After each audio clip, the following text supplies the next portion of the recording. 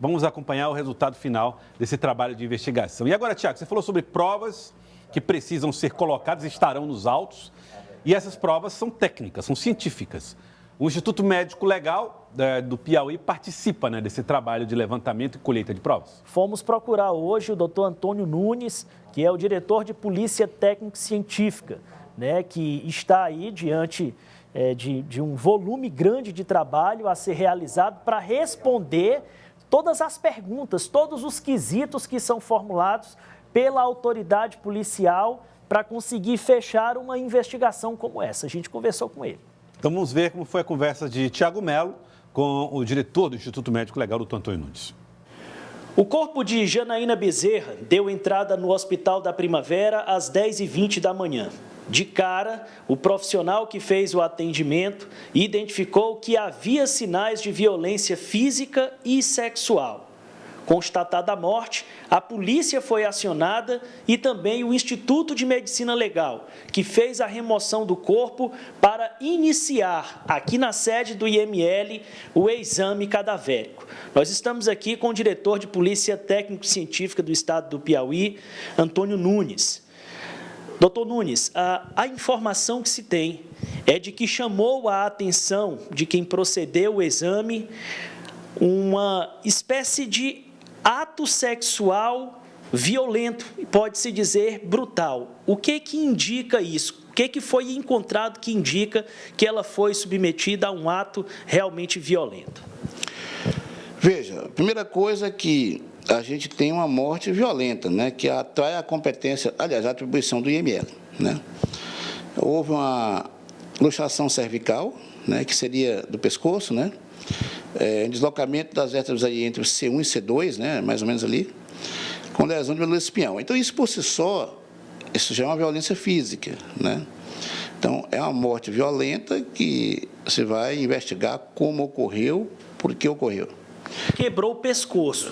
Seria popularmente, não seria quebrou, mas a pessoa entenderia melhor dizendo quebrar, mas é como se deslocasse as vértebras do pescoço, seria mais assim. É possível fazer isso com as mãos? É possível, não estou afirmando que foi, tá? Mas é possível. Mas também por uma queda, por uma pancada, por uma luta, por golpes, por, enfim, diversas situações, né? Com talvez um excesso de peso, né, colocado de uma forma indevida no corpo, qualquer coisa. Há algum indício de esganadura? Não há, sim, alguma coisa que a gente possa apontar nesse momento como a coisa, como é que se diz, típica desse tipo de morte, né? Mas a gente está estudando aí dessa lesão com mais calma, né? Além disso, a gente tem a questão do sangue, né? Que está nas roupas e que está no local, indo até o local onde foi encontrado o colchão e tudo. Há algum outro ferimento no corpo que não na genitália que pudesse dar origem a esse sangue, doutor? Na verdade, a gente ainda está estudando a localização desse sangue direitinho e para mostrar a origem dele. Inclusive, foi feito um estudo no local de crime, e vai ser feito também um estudo por uma perita de mancha de sangue. Então, a gente prefere reservar um pouco, né, para dar essa informação após juntar tudo isso. Ela teve realmente a parte íntima dilacerada, doutor?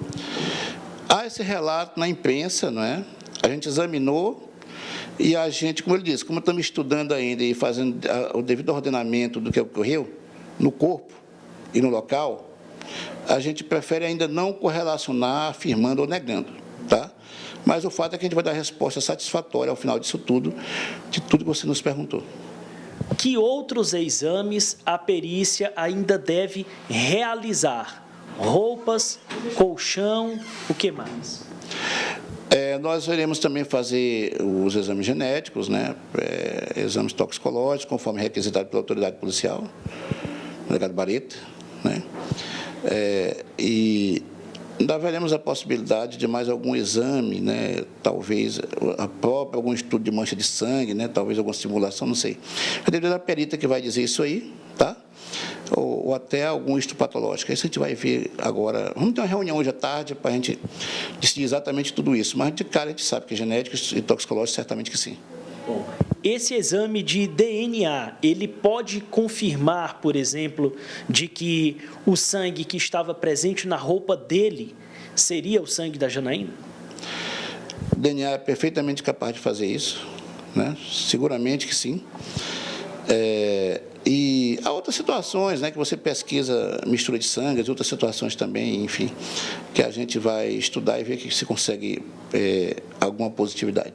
Em relação ao toxicológico, que tipo de resposta ele pode oferecer à polícia? É importante para ver se havia alguma substância envolvida, né? Naquele local, se foi usada alguma, até mesmo substâncias lícitas, né? Ou ilícita faz parte da praxe, num caso como esse, né? Não quer dizer que se suspeite de alguma coisa, mas tem que ser feito. O delegado requisitou e entendo que requisitou muito bem, porque é importante na rotina que seja feito. Isso o senhor está falando em relação à vítima? Em relação à vítima, né? Em relação ao suspeito, né? O delegado vai entender aí se é necessário ou não, se ele entende que deve requisitar ou não, e aí a gente vê o que pode fazer se assim for entendido.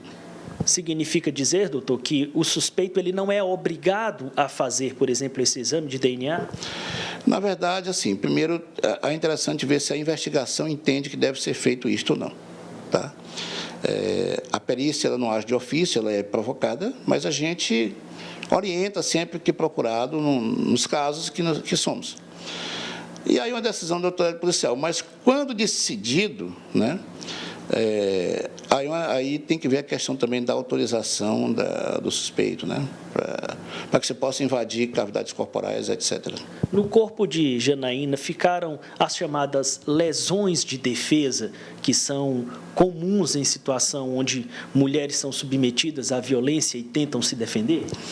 A gente prefere reservar isto para o laudo cadavérico que ainda virá.